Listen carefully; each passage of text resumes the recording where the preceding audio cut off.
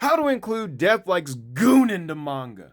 I write manga like the Knight of Slaughter, so let's talk about story crafting. Why did I make the Goddess of Winter Season's kitty taste like mint and her bum taste like Colgate? Like what, where would you use that type of information? The reason it's in there is because I thought it would be funny and something unique about the Goddess of Winter Season. But internally, she cannot stand the idea of something being disgusting to her, which also dictates how she runs her society. So that detail about why her kitty and starfish smell like that is dictated by her personality, the idea that nothing can be off about her. Okay, so you got a reason for it, but how do you introduce this? Well, a good way to do it is through characters like Sir Frostborn. Like, he's literally a goddess's situationship, which is kind of problematic, but gives us a way to introduce it because you see the god of honor right here? Sir Frostborn is literally one of his holy knights. So Knight of Slaughter is literally about Veronica wanting to be a knight and her struggle through that apprenticeship. And that we know the first leg of the training is with Sir Turner for their basic physical and educational component.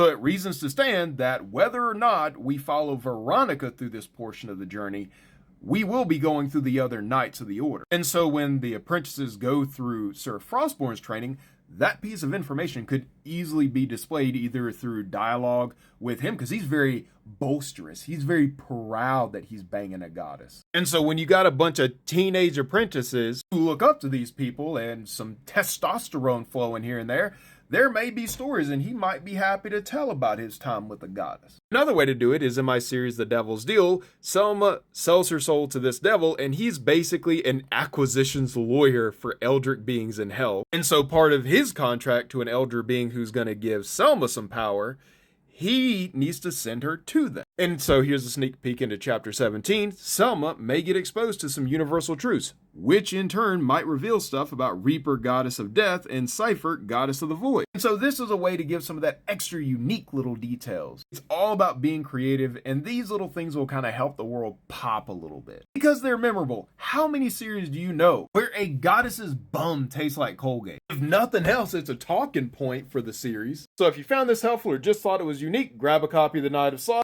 or The Devil's Deal while supplies are lasting.